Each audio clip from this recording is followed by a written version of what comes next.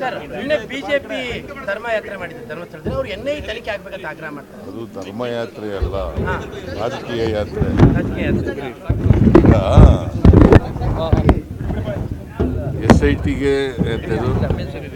SIT ತನಿಖೆ ಮಾಡ್ತಾ ಇದೆ. ನಮ್ಮ ಪೊಲೀಸ್ನವ್ರ ಮೇಲೆ ನಂಬಿಕೆ ಇಲ್ಲ.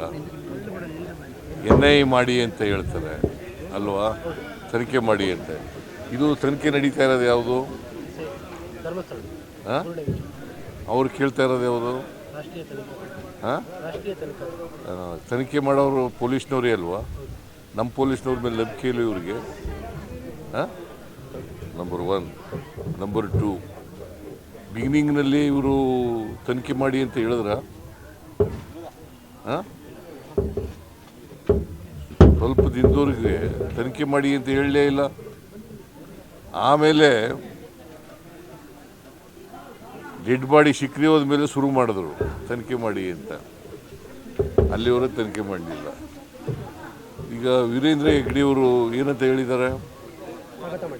ಸ್ವಾಗತ ಮಾಡಿದ್ದಾರೆ. ಮತ್ತು ಇವರು ಏನು ಮಾಡೋದು?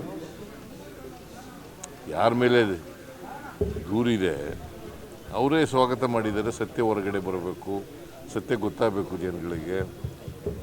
ಇವರು ನಮ್ಮ ಮೇಲೆ ಇದ್ದಂಥ ಅನುಮಾನದ ತೂಗುಗತಿ ಪರಿಹಾರ ಆಗಬೇಕು ಅಂತ ಹೇಳಿದ್ದಾರೆ ಅವರೇ. ನಾವು ತನಿಖೆ ಮಾಡಿಸ್ತಾ ಇದ್ದೀವಿ. ನಾವು ಯಾರು ಇಂಟರ್ಫಿಯರ್ ಆಯ್ತಾ ಇಲ್ಲ. ತನಿಖೆ ಅದು ಸ್ವತಂತ್ರವಾಗಿ ಮಾಡ್ತಾ ಇದ್ದಾರೆ. ಸತ್ಯ ಹೊರಗಡೆ ಬರಲಿ, ಗೊತ್ತಾಗಲಿ. ಅವರಿಗೆ ಹೊರ ರಾಜ್ಯ ಮತ್ತು ಹೊರ ದೇಶದಿಂದ ದುಡ್ಡು ಬಂದಿದೆ ಈ ಪ್ರಕರಣಕ್ಕೆ, ಹಂಗಾಗಿ NIA ಆಗಬೇಕು. ಇವ್ರಿಗೆ ದುಡ್ಡು ಬಂದಿದೆ ಬಿಜೆಪಿಯವರಿಗೆ.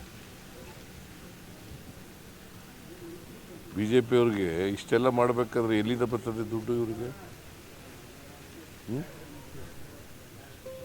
ಯಾರು ಕೊಡೋರು ಇವ್ರಿಗೆ?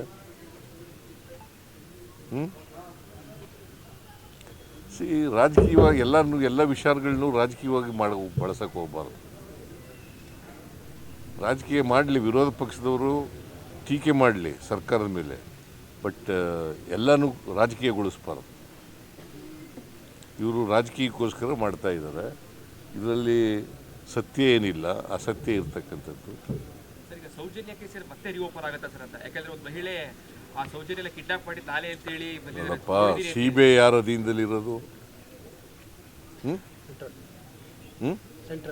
ಸೆಂಟ್ರಲ್. ಅವರು ತನಿಖೆ ಮಾಡಿ ವರದಿ ಕೊಟ್ಟಿದ್ದಾರೆ. ಈಗ ಸುಪ್ರೀಂ ಕೋರ್ಟ್ಗೆ ಹೋಗಿ ಅಂತ ಹೇಳ್ತಾ ಇರೋರು ಯಾರು? ಇವರೇ. ಅದರಿಂದ ಏನಂತ ಹೇಳೋದು? ಸೌಜನ್ಯ ಕೇಸು ಯಾರ ಮೇಲೆ ಆರೋಪ ಮಾಡ್ತಾ ಇರೋದು? ಇವರು ಯಾರ ಪರ? ಒಂದು ಕಡೆ ವೀರೇಂದ್ರ ಹೆಗ್ಗಡೆಯವ್ರ ಪರ ಅಂತ ಹೇಳ್ತಾರೆ, ಇನ್ನೊಂದು ಕಡೆ ಸೌಜನ್ಯ ಪರ ಅಂತ ಹೇಳ್ತಾರೆ. ಯಾರ ಪರ ಇರೋದು ಇವರು?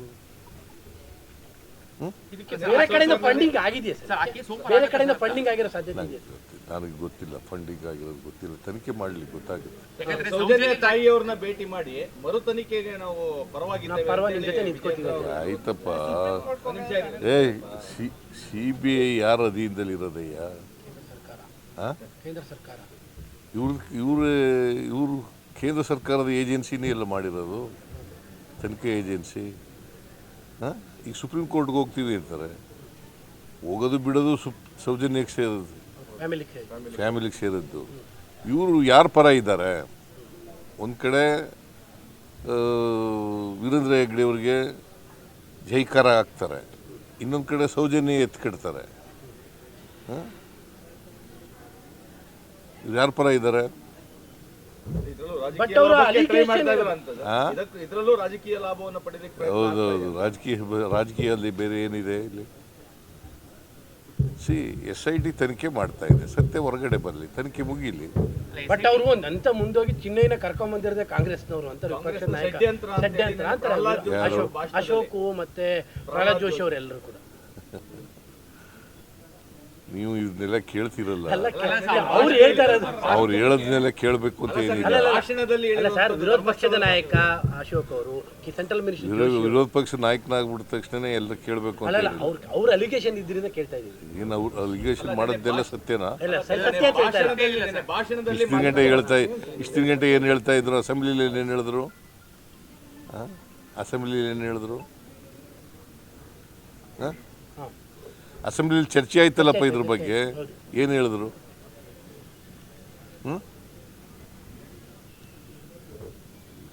ಅಶೋಕ್ನೇ ಚರ್ಚೆ ಮಾಡಿದ್ನಲ್ಲಪ್ಪ, ಯಾದವನು ಸುನೀಲ್ ಚರ್ಚೆ ಮಾಡಿದ್ರಲ್ಲ, ಏನು ಹೇಳಿದ್ರು ಆಗ? ದಿನಕ್ಕೊಂದೊಂದು ಹೇಳಕ್ಕೆ ಹೋಗ್ಬಾರ್ದು. ಇದಕ್ಕೆ ಸತ್ಯ ಇಲ್ವಲ್ಲ ಇದರಲ್ಲಿ. ಅಸತ್ಯದ ಮೇಲೆ ಚರ್ಚೆ ಮಾಡೋದು, ಯಾವಾಗಲೂ ಅಸತ್ಯದ ಮೇಲೆ ಚರ್ಚೆ ಮಾಡಿದ್ರೆ ಹೀಗೆ ಆಗೋದು. ಸೌಜನ್ಯ ಕೇಸಲ್ಲಿ ಸರ್ ಕಿಡ್ನಾಪ್ ಮಾಡಿದ ನೋಡಿದಿಲ್ಲ ಅಂತೇಳಿ ಮಹಿಳೆ ದೂರು ಕೊಟ್ಟಿದ್ದಾರೆ SITಗೆ. ಆ ಕೇಸು ತನಿಖೆ ಮಾಡಿಸಿದ್ರೆ ಹೇಗೆ ಸರ್ ಅಂತ? ಯಾರು? ಸೌಜನ್ಯ ಇನ್ನೊಂದು ಲೇಡಿ ಅಪಹರಣ ಮಾಡಿದ ನೋಡಿದಿಲ್ಲ ಅಂತೇಳಿ 12 ವರ್ಷದಿಂದ 2 ಗಂಟೆನ ಕಣ್ಣಾರೆ ನೋಡಿದಿಲ್ಲ ಅಂತೇಳಿ ಇವತ್ತು ನೆನ್ನೆ ಕಂಪ್ಲೇಂಟ್ ಕೊಟ್ಟಿದ್ದಾರೆ ಸರ್ SIT. ಆಯ್ತಪ್ಪ, ಕೋರ್ಟ್ನಲ್ಲಿ ಹೇಳ್ಬೇಕಾಗಿತ್ತಲ್ಲ, CBI ಮುಂದೆ ಯಾಕೆ ಹೇಳಲಿಲ್ಲ? CBI ಮುಂದೆ ಹೇಳ್ಬೇಕಾಗಿತ್ತಲ್ಲ ಏನಪ್ಪ, CBI ತನಿಖೆ ನಡೀತಲ್ವಾ, ಆಗ ಹೇಳ್ಬೇಕಾಗಿತ್ತಲ್ವಾ? 2 ವರ್ಷದಿಂದ ಒಡನಾಡಿದ್ದಾರೆ ಸರ್. ಅದು ಕೇಳ್ರಿ, ಇಲ್ಲಿ ಹೇಳ್ಬೇಕಾಗಿತ್ತಲ್ವೇನ್ರಿ? ಸಾಕ್ಷ್ಯ ಗೊತ್ತಿದ್ದ ಮೇಲೆ ಸಾಕ್ಷ್ಯನ ಬಚ್ಚಿಡೋದು ಇದೆಯಲ್ಲ, ಅದು ಇಟ್ ಈಸ್ ಅನ್ ಅಫೆನ್ಸ್. ಸಾಕ್ಷ್ಯ ಗೊತ್ತಿದ್ದು ಕೂಡ, ಸತ್ಯ ಗೊತ್ತಿದ್ದು ಕೂಡ ಬಚ್ಚಿಡ್ತಕ್ಕಂಥದ್ದು ಇದೆಯಲ್ಲ, ಮುಚ್ಚಿಡ್ತಕ್ಕಂಥದ್ದು ಇದೆಯಲ್ಲ, ಅದು ಇಟ್ ಇಸ್ ಅನ್ ಅಫೆನ್ಸ್. 2 ವರ್ಷ ಆಕೆ ಒಡನಾಡಿ ಸಂಸ್ಥೆಯಲ್ಲಿ ಇದ್ರು ಅಂತ ಹೇಳಿ ಆಕೆ ಹೇಳಿದ್ದಾರೆ ಸರ್. ಯಾವ ಸಂಸ್ಥೆಲ್ಲಾರು ಇರಲಪ್ಪ, ನಿನಗೆ ಹಿಂಗೆ ಗೊತ್ತಿದೆ, ಸಾಕ್ಷ್ಯ ಗೊತ್ತಿದೆ, ನೋಡಿದ್ದೀನಿ ನೀನು ಅಂತ ಹೇಳ್ತೀಯ. ನೀನು ನೋಡಿದ್ರ ಮೇಲೆ ಹೇಳ್ಬೇಕಾಗಿತ್ತಲ್ಲ CBI ಮುಂದೆ ಹೋಗಿ. ಅಲ್ಲಿಗೆ ಸೌಜನ್ಯ ಕೇಸ್ ಪುನರ್ ತನಿಖೆ ಅಗತ್ಯ ಇಲ್ಲ ಅಂತ ನನಗೂ ಗೊತ್ತಿಲ್ಲ ಅವ್ರ ಅಗತ್ಯ. ನಾನು ನೋಡಿಲ್ಲ, ಜಡ್ಜ್ಮೆಂಟ್ ಓದಿಲ್ಲ. ಅವರು ಅಗತ್ಯ ಇದ್ದರೆ ಹೋಗಲಿ ಕೋರ್ಟ್ಗೆ. ನಾನು ನೋಡಿಲ್ಲ. It is for the Soujanya mother to take a decision. ಬಿಜೆಪಿಯವರು ದಸರಾಗಿಂತ ಮುಂಚೆ ಚಾಮುಂಡಿ ಚಲೋಗೆ ರೂಪುರೇಷೆ ಮಾಡ್ತೀವಿ ಧರ್ಮಸ್ಥಳ ಆದ್ಮೇಲೆ ಅಂತ ಹೇಳಿ ಚಾಮುಂಡಿ ಬೆಟ್ಟಕ್ಕೆ ಬರ್ತಾರೆ. ಮಾಡಲಿ ಪೇಪ ಬೇಡ ಅಂದವ್ರೆ. ಈಗ ಮಿರ್ಜಾ ಇಸ್ಮಾಯಿಲ್ ಗೊತ್ತಾ ನಿಮಗೆ? ಏನಾಗಿದ್ರು? ಅವ್ರನ್ನ ಮಹಾರಾಜರು ಅಂಬಾರಿ ಮೇಲೆ ಕುಳಿಸ್ಕೊಂಡು ಮೆರವಣಿಗೆ ಮಾಡ್ತಿದ್ರು. ಆಗ ಈ RSSನವರು BJPಯವರು ಎಲ್ಲೋಗಿದ್ರು?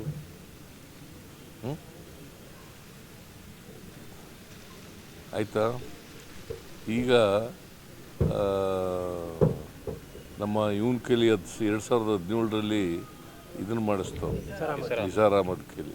ಹಾಗೆ ಎಲ್ಲೋಗಿದ್ರು?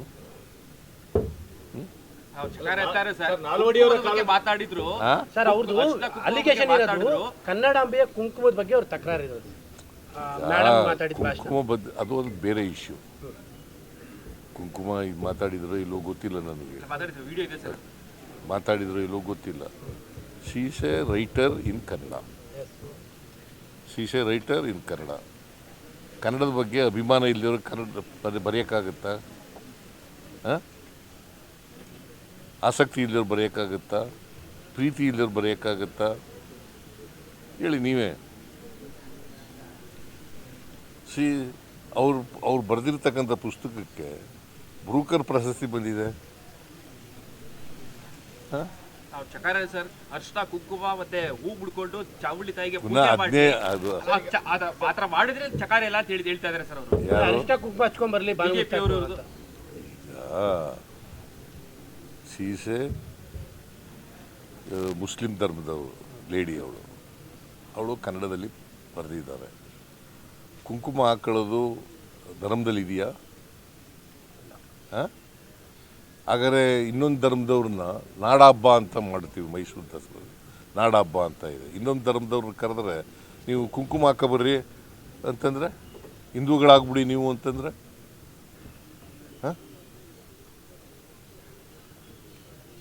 ಗೋಮಾಂಸ ತಿಂತಾರೆ ಅಂತ ಸರ್. ಗೋಮಾಂಸ ತಿನ್ಕೊಂಡು ಬರ್ತಾರೆ ಅವರು ಅಂತ ಯಾರು ನೀನು ನೋಡಿದೀಯಾ? ಅವ್ರು ಹೇಳ್ತಾರಪ್ಪ, ನೀ ನೋಡಿದ್ದೇನೆಯ? ಮುಸ್ಲಿಂ ಧರ್ಮದವ್ರು ಫತ್ವಾ ಹೊರಡಿಸಿದ್ದಾರೆ ಅಂತೇಳಿ ಸರ್. ಅವ್ರಿಗೆ ಅದೆಲ್ಲ ಸುಳ್ಳು ಹೇಳಿದಾರಲ್ಲ, ಮುಸ್ಲಿಂ ಗುರುಗಳು ಹೇಳಿದಾರಲ್ಲ, ಫತ್ವಾ ಏನು ಹೊರಡಿಸಿಲ್ಲ ನಾವು. ಹೆಚ್ಚಿನ ವಿಡಿಯೋಗಳಿಗೆ ಪ್ರತಿಧ್ವನಿ ಯೂಟ್ಯೂಬ್ ಚಾನೆಲ್ ಸಬ್ಸ್ಕ್ರೈಬ್ ಮಾಡಿ, ಬೆಲ್ ಐಕಾನ್ ಕ್ಲಿಕ್ ಮಾಡಿ.